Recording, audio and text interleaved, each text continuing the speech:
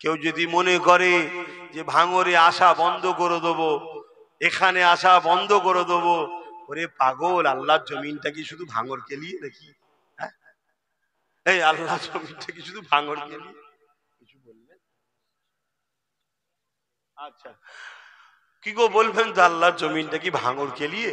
হ্যাঁ, শোন, তুই তো আমায় বলবি দুনিয়ার শয়তানের খুশি করার জন্য বলবি যে ভাঙরে আসা বন্ধ করে দেবো। শোন, আমার আল্লাহ যদি তোকে জান্নাত যাওয়া বন্ধ করতে, কি হবে বল দেখি? কেমন হবে? কি যে ঠিক আছে, আমার নবীর গোলামটা, আমার নবীর বংশের ছেলেটা আব্বাস যখন হক কথা বলছিল, তো দুনিয়ার শয়তান তোকে চাপ দিয়েছিল, এই কি হলো, কি করে এইসব হচ্ছে দেখতে পাচ্ছিস নি? তুই তখন দুনিয়ার ওই শয়তানকে খুশি করার জন্য এলাকার গরিব গরিব ছেলেগুলোর উপর জুলুম অত্যাচার করেছিলি, চমকেছিলি, ধমকেছিলিস। তা আজকে তোর জান্নাত যাওয়া বন্ধ করে দিলাম, যা। এবার কেমন হবে? কি গো বুঝতে পারছো না? আমরাও সেদিন বলবো, কি বুঝছো এখন? ভাল লাগছে তো? চিন্তার কোনো কারণ নেই, হাসি খুশিতেই থাকো। বুকে হাত দিয়ে বলো, তোমরা কেউ নবীর দ্বীনের দুশমন নাকি? তোমরা কেউ নবীর দুশমনদের করে সাপোর্ট করো? তাহলে চিন্তা করুনি, যদি গুনাহ হয়েও থাকে তওবা বেশি বেশি করো, আল্লাহ মাফ করে দিয়ে জান্নাতি দেবে। জোরে বলুন সুবহানাল্লাহ। শুধু দুটো জিনিস, আল্লাহ আল্লাহ, ভেঙে পড়ার কিছু নেই। আমি শুধু দুটো জিনিস না হয়, এক, নিজে নবীর দুশমন বা নবীর দ্বীনের দুশমন হব না। দ্বিতীয়, কেউ দুশমন করলে তার দিকে যেন আমাকে দেখা না যায়। কিছু বুঝাতে পারলাম? আমি যদি ইসলামের উপকার করতে নাও পারি, আমি যদি ইসলামের উপকার করতে নাও পারি, আমার দ্বারা যেন ক্ষতি না হয়, মনে থাকবে। আর দ্বিতীয় কি, যারা ক্ষতি করে তাদের দলে যেন আমায় দেখা না যায়। এই দুটো কথা মনে রাখবে। আল্লাহকে সাক্ষী রেখে বলছি, আমার জ্ঞান, আমার এলেম, এলেম শুধু ওই বইয়ে পাওয়া যায় তা না। তুমি এটাও শুনে রেখে দাও, এলেম শুধু ওই বইয়ে পাওয়া যায়, পড়লেই শুধু হয়ে যাবে তা নয়। আহা, কিছু আল্লাহ পাক, কিছু তার পক্ষ থেকে স্পেশাল রেখে দেওয়া হয়, রেখে দেওয়া হয়, বেশি আর বলা যাবে না। তো নবী পাককে যদি তুমি ধরে রাখতে পারো, তো নবী পাককে ধরবে কি করে? অর্থাৎ নবীর ওয়ারিস যারা, আল উলামা ওয়ারাসাতুল আম্বিয়া, যারা নবীর পক্ষে তোমাদেরকে ডাকে, নবীর পক্ষে ডাকে, তাদেরকেও যদি ধরে রাখতে পারো, মনে রেখে দিও তাদের সাথেই তোমরা জান্নাত চলে যাবে। জোরে বলুন সুবহানাল্লাহ। কত দয়ালু জানো আমার আল্লাহ, কত দয়ালু জানো। আমি এটা বলবো, কিয়ামতের দিন তো সব গরিবদের বাজার চলবে। যারা গরিব, কিয়ামতের দিনে তাদের বাজার চলবে। সেখানে যা বলবে আল্লাহ কি গরিবরা, আল্লাহ সেটাই কবুল করবে। জোরে বলুন সুবহানাল্লাহ।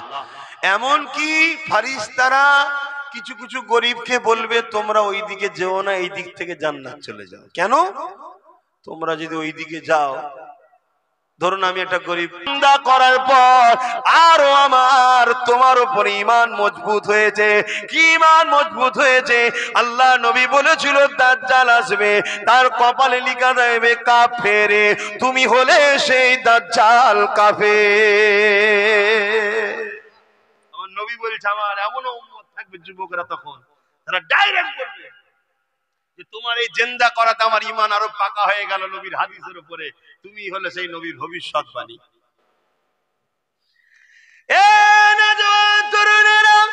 আল্লাহ নবী জানিয়ে দিলেন, পৃথিবীর বুকে সব থেকে বড় ফিতনা হলো দাজ্জালি ফিতনা। সামান্য দাজ্জালের চেলাদের ফিতনায় যদি আমরা অতিষ্ঠ হয়ে যাই, সামান্য দাজ্জালের চেলাদের ফিতনাতে যদি আমরা দিশেহারা হয়ে যাই, সামান্য দাজ্জালের চেলাদের ফিতনাতে যদি আমরা আমন করে দিবা দিক উদিক হয়ে যায়, সামান্য দাজ্জালের চেলাদের ফিতনায় যদি নিজেদের করে আল্লাহ নবীর দিক থেকে সরিয়ে নিয়ে দূরে চলে যায়, তাহলে দাজ্জালি ফিতনা বাঁচাতে আমাদের ঘরের ছেলেদের কি হবে উপায়? এই যুবকেরা এমন একটা দিন আসতে চলেছে যে দিনে বাপ গুলো নিজের মেয়ে গুলোকে রক্ষা করতে পারবে না, ঘরের মধ্যে ধরে রাখতে পারবে না, তারা বাইরে বেরিয়ে যাবে, বাপ তাকে কন্ট্রোল করতে পারবে না। আল্লাহ নবী বললেন এমন একটা দিন আসছে ওই দিনে তোমরা মসজিদে যেতে পারবে না। আল্লাহ নবী বলছেন এমন একটা দিন আসছে ওই দিনে তোমরা নিজেদের ঘরে যদি বাঁচাতে চাও লোকালয় ছেড়ে দিয়ে তোমাদের ঘরে জঙ্গলের মধ্যে চলে যেতে হবে। আল্লাহ নবী বলছে এমন একটা দিন আসছে ওই দিনেতে সমাজের সমস্ত জায়গায় নেতৃত্ব মাথায় বসে যাবে সমাজের অশিক্ষিতরা, সমাজের মূর্খরা, সমাজে যারা বম্পট বদমাইশ তারাই সব চলে যাবে। বাজার কোনো দায়িত্ব তাদের হয়ে যাবে, শহর কোনো দায়িত্ব তাদের হাতে চলে যাবে, রাষ্ট্রের দায়িত্ব তাদের হাতে চলে যাবে। তারা সমাজের বুকে ফিতনা ছড়াবে, গুন্ডাগিরি করবে, এমন কোন সভ্যতা ছড়াবে, শরাব মদ জুয়া জেনা ব্যভিচারী সমাজের মধ্যে ভরে যাবে। আল্লাহ নবী জানিয়ে দিলেন তখন হবে কিয়ামত একেবারে কাছে। আজকের আমার যুবকদের জিজ্ঞাসা করব নবী পাকের হাদিস গুলো আজকে দিনে ঘটছে না ঘটেনি? জোরে বলুন। তাহলে আমাদের করণীয় কি? আল্লাহ নবী বলছে ওই দিনে যারা এই অন্যায় গুণের মোকাবেলা করে দাঁড়িয়ে থাকবে, ওই দাঁড়ানো অবস্থায় তারা যদি ওই লড়াইয়ে শহীদ হয়ে যায়, আমি রাসূলুল্লাহ জানিয়ে দিই আল্লাহ পাক তাদেরকে শহীদের মর্যাদা দিয়ে দেবে। আর যদি তারা কামিয়াবি হয়ে যায়, গাজী হয়ে যায়, আল্লাহ পাক তাদেরকে জান্নাত পুরস্কার দেবে।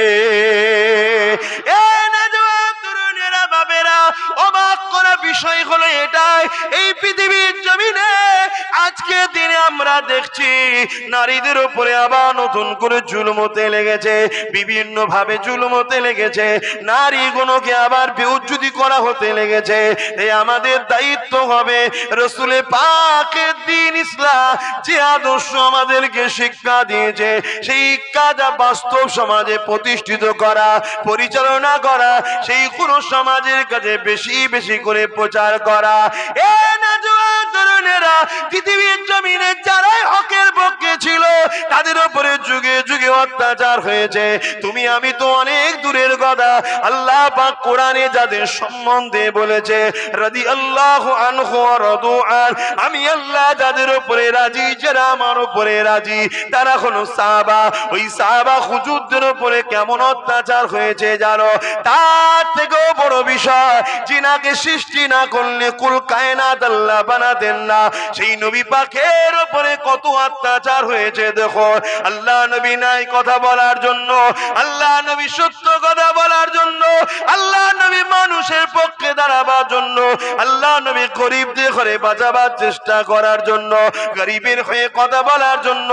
আজ থেকে ১,৫০০ বছর আগে যখন নারীগুলোকে পুঁতে দেওয়া হতো, মেরে দেওয়া হতো, ওই নারীদেরকে বাঁচাবার জন্য নবী যখন কথা বলেছিল, তখনকার ক্ষমতার আসনে যারা বসেছিল তারা আমার নবী পাককে কেমন জুলুম করেছিল। আল্লাহ নবী যখন আল্লাহ দাসত্বে সিজদায় পড়ে যেত, তারা সঙ্গে সঙ্গে পচা দুম্বার ভুঁড়িগুলোকে নিয়ে আল্লাহ নবীর পিঠের উপরে চাপিয়ে দিত। আল্লাহ নবী পচা দুর্গন্ধ ভুঁড়িকে নিয়ে মাথা তুলতে পারতেন না। নবী আমার রব্বি রব্বি রব্বি আওয়াজ তুলতে, সুবহান রাব্বিল আলা আওয়াজ তুলে সিজদায় পড়ে থাকতে। আমার নবী পাকে কলিজা টুকরি খাতুনে জান্নাত তখন ছোট ছিলে, তিনি আগিয়ে এসে আব্বা জানের পিঠ থেকে যখন ওই দুম্বার পচা ভুঁড়িগুলো নামিয়ে দিতে, তখন আল্লাহ নবী মাথাটা দুটাতো। এ যুবকের হকের পক্ষে থাকাইতে আমার নবীর ওপরে যদি জুলুম হতে পারে, আমার উপরে হবে না এ আশা করাটা তো আমার পিতা হবে, তোমাদের উপরে হবে না এ আশা করাটা তো পিতা হবে। তবে মনে রাখবে, তুমি নিজেকে তোমার আল্লাহর কাছে লুকাতে পারবে না। তুমি হকের পক্ষে যদি থাকো, যতই জুলুম আসুক না কেন, যত অবস্থা যারা হোক না কেন, তুমি পাকে মজবুত করে রাখো। যদি ওই অবস্থায় তোমার মৃত্যু হয়ে যায়, কোনো চিন্তা করো না, কেননা মৃত্যু তো একদিন না একদিন হবার। তবে হকের পক্ষে যদি মৃত্যু হয়, মনে রেখে দিও, আমার আল্লাহ তোমার জন্য দুনিয়ার সমস্ত গুনাহ মাফ করে দিয়ে নাজাত দিয়ে দেবে। আরো জোরে বলুন সুবহান। ইসলামের কথাই বলছি তো নাকি? একটু সবাই আওয়াজ দিয়ে বলুন, বলছি তো নাকি? কারা বলছেন যে ইসলামের কথাই বলছেন? একটু হাত তুলে সাক্ষী দেন, একটু হাত লম্বা করে তোলেন। আলহামদুলিল্লাহ। দু চারটে যদি মাতাল এখন বলে যে কি বলেছিল, ইসলামের কথা বলেনি, তা আমি কি করতে পারি বাবা? ঠিক না বে ঠিক গো?